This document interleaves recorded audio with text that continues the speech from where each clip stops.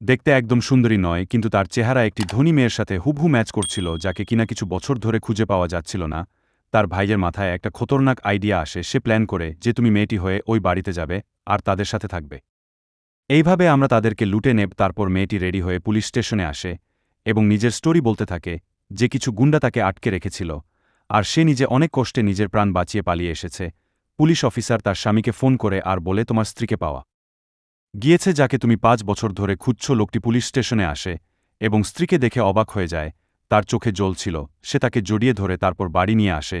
সে তাকে জিজ্ঞাসা করে আমাদের লাস্ট দেখা কবে হয়েছিল বলো তো। মেয়েটি বলে আমার কিছুই মনে নেই, কিন্তু তার নন্দ খুবই চালাক ছিল।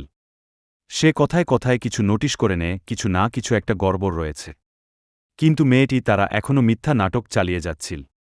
মেয়েটি তার ভাইজের সাথে দেখা করে আর তাকে বকতে লাগে যে তুমি আগে আমাকে সব কথা বলনি কেন যে ওনার স্ত্রী লেফট হ্যান্ডেড ছিল। তখনই সেখানে তার নন্দ চলে আসে। তারা তাড়াতাড়ি লুকিয়ে পড়ে